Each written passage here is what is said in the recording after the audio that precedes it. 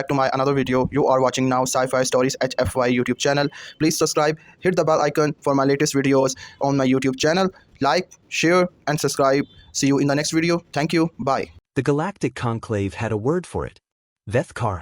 In the ancient tongue of the Surati, it translated loosely as the wound that breathes, that terrible, lightless expanse between star systems where no signal traveled, no current flowed, and no living mind could endure without fracturing at its edges.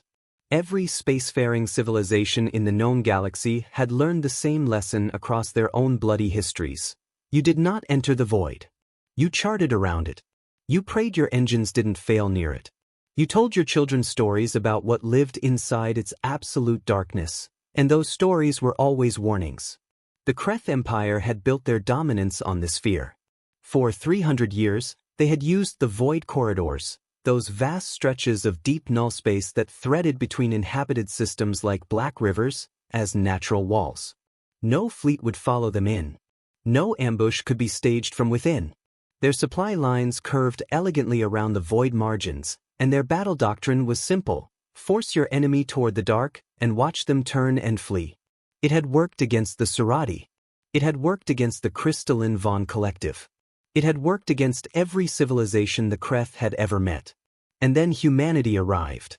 Commander Yara Voss stood at the edge of the observation deck aboard the Inus Relentless and stared into the void with the expression her crew had come to recognize as dangerous. Not afraid. Not reverent. Calculating. "They think we'll loop around the Dreshkar corridor," said Lieutenant Obental, pulling up the star map on the central holotable. The corridor yawned on the display like a scar. 40 million kilometers of absolute null space, lightless and signal dead. Every allied fleet has. The Kreth have their rear formation completely undefended because they know nothing comes through the void. "Nothing has come through the void," Voss corrected quietly. She turned from the window. "That's a different statement." Tal looked at her. "Commander, the void disrupts every navigation system we have. Communications go dark the moment you cross the margin. The gravitational null effect causes spatial disorientation in alien nervous systems," Voss said. "I read the xenobiology reports, Tal. The Surati have a magnetic orientation organ in their skulls that the void tears apart. The Vaughn process reality through distributed crystal lattices that the null field collapses. The Kreth experience the void as what their neurologists call recursive sensory inversion. They essentially go mad within minutes of deep entry." She paused. "But we don't have magnetic organs. We don't have crystal lattices." She tapped her temple. "We have 3 pounds of stubborn, adaptable meat that has survived every hostile environment this galaxy has thrown at it." Tal was quiet for a long moment. "You want to take the fleet through the Dreshkar corridor?" "I want to take part of the fleet through the Dreshkar corridor," she said. "The rest will engage the Kreth from the front. Standard pressure formation. Keep them looking forward." "And the ships that go through the void?" Voss smiled, the kind that didn't reach her eyes. "Come out behind them." 12 vessels entered the Dreshkar corridor at 0300 station time. They went in dark. No active sensors, no communication arrays, no running lights. The void swallowed them the way deep water swallows a stone, completely and without comment. Inside the corridor, the stars didn't simply disappear. They unmade themselves. The human eye, searching for reference points it had always relied upon, found nothing. Not blackness in the way of a moonless night. This was the absence of the concept of light, a darkness so total it felt geological. Ensign Petra Dahl sat at her navigation station aboard the INS Ardent and breathed through her nose the way her instructor had taught her during deep space sensory deprivation training. "You are a fixed point," the old man had said. "The universe moves. You stay still. Be the anchor." She had thought that was philosophy. It turned out to be navigation doctrine.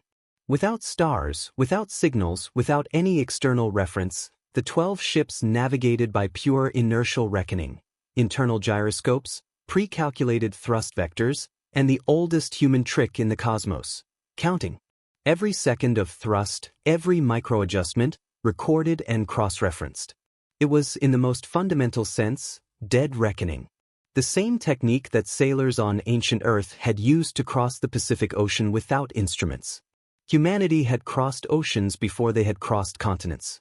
They had crossed solar systems before they understood genetics. They had a very old and very deep relationship with going into places that should have killed them. The void tested them in other ways. At the 4-hour mark, the crew of the INS Relentless began experiencing what the mission psychologist had briefed them on as perceptual drift, a condition where, in the absence of external stimuli, the human brain began generating its own. Not hallucinations exactly. More like memories becoming louder than reality. Crewman Doss heard his mother's voice. Navigator Chen kept seeing the sun through a childhood bedroom window, warm and yellow and impossibly present. Lieutenant Tao, who had argued against this mission, found himself thinking about the ocean on Kepler Station, the vast artificial lake they'd built in the habitat ring, and how he'd sat beside it for 3 hours after his wife's funeral, not crying, just existing. The void did not break them. It did not drive them mad. It made them remember they were alive. Commander Voss walked the length of her ship in that darkness, speaking to every crew member she could reach, her voice steady and her footsteps deliberate. "We are through the worst of it," she said, even when she wasn't certain. "We are 40 minutes from the exit margin. Weapons hot on my mark." Not a moment before. She had learned long ago that leadership in impossible places was not about certainty. It was about behaving as though certainty was possible, until the moment arrived when it actually was. The Kreth battle fleet was magnificent in its confidence. Admiral Threscon observed the approaching human formation from the command throne of his flagship, the Eternal Meridian, and felt the comfortable satisfaction of a predator who has chosen the terrain. The humans were pressing forward, 30 ships in a standard wedge formation, aggressive and direct. Behind them, the Dreshkar corridor yawned like a grave. They had nowhere to retreat that wasn't death. Predictable, he thought. They are brave, but they are not creative. He was issuing the order to begin the envelopment maneuver, a slow, crushing arc that would fold his wings around the human wedge and compress it, when his sensor officer screamed. "Contacts! Rear quadrant! Bearing!" The display erupted. 12 ships appeared from the void margin like bullets from a wound, already at attack velocity, weapons charged, signatures blazing. They had emerged from the one direction that 300 years of Kreth battle doctrine had declared geometrically impossible. They came from the dark. They came from the place that killed everything that entered it. They came from the void, and they were furious. The Kreth rear formation had no shields angled aft. No point defense systems oriented toward the corridor. No contingency, no doctrine, no word for what was happening, because the word for it was supposed to be impossible. The 12 human ships tore through the undefended rear like a blade through open water, precise, devastating, and absolutely without mercy. Commander Voss opened a channel fleet-wide as the engagement unfolded. Her voice was calm in the way that mountains are calm. "All units, this is Voss. Execute Anvil Protocol. We are the hammer. They are the steel." The 2 human formations, the frontal wedge and the Voidborn strike group, closed simultaneously, turning the Kreth fleet into the trapped formation they had intended for humanity. What had been a predator's encirclement became the predator's cage. The Eternal Meridian took 3 direct hits in 40 seconds. Admiral Threscon watched his beautiful, dominant, 3-century-old battle doctrine collapse in real time and felt something his species processed as impossible: surprise. They had not feared the humans because humans were powerful. They had not feared the humans because humans were numerous. They had not feared the humans at all. That had been the mistake. The battle lasted 4 hours and 11 minutes. When it ended, the surviving Kreth vessels withdrew in a pattern their own fleet historians would later describe as disorganized, a word that, in Kreth military culture, carried the approximate weight of catastrophic shame. 3 of the 12 void transit ships had been lost, caught in the rear engagement's chaos, and Voss would think about those names for the rest of her life. She always did. In the aftermath, drifting at the void's edge while damage reports poured in, Lieutenant Tao came to stand beside her at the observation window again. The void was behind them now. She could see stars. "They'll study this," he said quietly. Every spacefaring civilization in the conclave. They'll study what we did. I know, Voss said.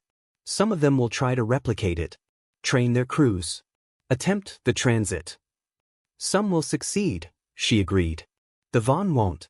The Serati can't. But some of the others, maybe. In time. She watched a distant sun burn steady and indifferent across the dark. But we got there first. And now every empire that pointed at the void and said nothing survives that has to reckon with the fact that something did. Tal was quiet for a moment. Why do you think we can do it? Go where they can't. Voss considered the question seriously, the way she considered all serious questions. Because we came from small, dark places, she finally said. We lived in caves before we lived in cities. We crossed oceans before we understood the stars. We have been doing the impossible for so long that we've stopped recognizing it as impossible. She turned from the window. The void is just another ocean. And humans have never once looked at an ocean and decided not to cross it. She walked back to her command chair, where a galaxy full of recalculating empires waited, and sat down. The stars burned on. The void endured. And somewhere in the dark between them, humanity had planted a flag that no one else had dared to carry.